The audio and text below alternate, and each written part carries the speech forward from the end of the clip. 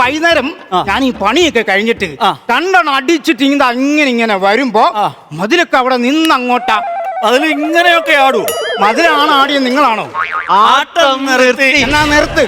മതിൽ കിടന്നാടി. നിങ്ങൾ ഇനി പറ, ഇതിനകത്ത് ഏത് കുടിച്ചാലാ ശക്തി ഉണ്ടാകുന്നത്? അത് ശരിയാണല്ലോ മുതലാളിയെ. ഇതെന്നാ നീ റിംഗ് പട്ടിക്ക് ഇവിടെ കൊണ്ടുവച്ചേക്കുന്നേ? എന്റെ മോനെ, അത് ഡ്രിങ്ക് പട്ടി അല്ലടാ, അതാണ് വെൽഡിംഗ് മിഷൻ. ഉയ്യോ, ഇതാണോ വെൽഡിംഗ് മിഷൻ? അയ്യോ, നിന്റെ നാട്ടിൽ പിന്നെ ഇതിന് പേരെന്നാടാ? അത് ജോൺസൺ തുളിശ്ശേരി. അയ്യോ, നീ മിണ്ടരുത്, നിന്റെ നാക്കാൻ വെൽഡി. നീ കുറച്ചു നാളായിട്ടേ താമസിച്ചാ പണിക്ക് വരുന്നത്. നാളെ തൊട്ട് നേരത്തെ ഇങ്ങ് വരണം. അയ്യോ, നിന്നോട് കൂടിയാ പറഞ്ഞേ.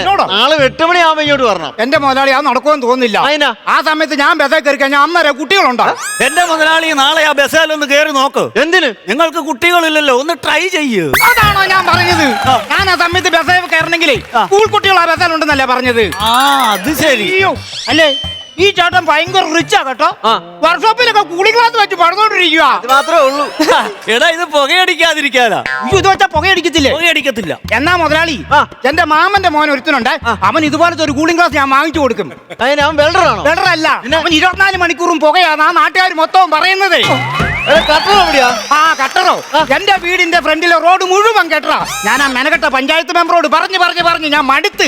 മെനക്കെട്ടവനെ ഞാൻ അതാണോ പറഞ്ഞത്? പിന്നെ ഇവിടുത്തെ കട്ടർ മെഷീൻ എന്തിനാ ചോദിച്ചത്? ഇന്ന് വന്ന് കയറി എന്നോടാണോ കട്ടർ മെഷീൻ ചോദിക്കുന്നത്? അത് ഞാൻ നിന്നോടാണോ ചോദിച്ചത്, അവനോടല്ലേ ചോദിച്ചത്? ഇടയ്ക്ക് കയറി ഇത് പറയാൻ എനിക്ക് എന്നാത്തിന്റെ ഗുരുവാ? അതാ എനിക്കും മനസ്സിലാകാത്തത്. എന്റെ പൊന്നെ, ഈ മേശയുടെ കാല് മൊത്തം ഇളകുന്നുണ്ട് കേട്ടോ.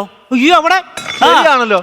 എടാ കണ്ണാ, നീ ആ മേശയുടെ കാലിനടിയിലോട്ടെ 2 അടി അങ്ങ് വെച്ചു കൊടുക്ക, അത് മുറിയിരുന്നോളും. എന്റെ അടയൊന്നുമില്ല. 10 മണി ഞാൻ കഴിക്കാൻ കൊണ്ടുവന്ന കൊഴുക്കട്ട ഉണ്ട്, എടുത്ത് വെച്ചാൽ മതിയോ? എന്റെ ദൈവമേ, ഇത് ഞാൻ ആരോട് പറയാനാ? നമുക്കൊരു കാര്യം ചെയ്യാം, ആ നെറ്റ് കട്ട് ചെയ്യാം. കട്ട് ചെയ്തേക്കാം. ആ നെറ്റ് കട്ട് ചെയ്യുന്നൊക്കെ കൊള്ളാം. ഉച്ചക്ക് ഓടി വന്നൊരു ഹൗസ് ബോട്ട് എന്നോട് ചോദിച്ചേക്കല്ലേ? ഹൗസ് ബോട്ടോ? അല്ലെ, ഫോണിൽ ഒരു സാധനം ഇല്ലേ? എടാ, ഹോട്ട്സ്പോട്ട്. അത് ചോദിച്ചേക്കല് ഞാൻ 4 മണിക്ക് തൊഴിക്കത്തേ ഉള്ളൂ. രണ്ടും പറഞ്ഞേക്കാം. അവിടെ ഒരു കോഴിക്കോട് പണിയാൻ വെച്ചിട്ടുണ്ട്, അതിന് വലയടിക്കുന്ന കാര്യമാ പറഞ്ഞത്. എന്നാ പിന്നെ അതങ്ങ് പറഞ്ഞാ പോരായിരുന്നോ? എന്റെ ദൈവമേ, ഒരു കാര്യം പറയാം. നിങ്ങൾ ഒരുമാതിരി പഴം പുഴുങ്ങിയ പോലെ ഇവിടെ നിന്നാലേ കാര്യങ്ങൾ നടക്കില്ല. നമ്മൾ വർക്ക് ചെയ്യുമ്പോ ജോലിയായിട്ടൊന്നും ചെയ്യണം. തോന്നുന്നില്ല. അതിനാ ഓളിച്ചാച്ചേ തൊഴിലുറപ്പിനെ പണിക്ക് പോയേക്കുവാ.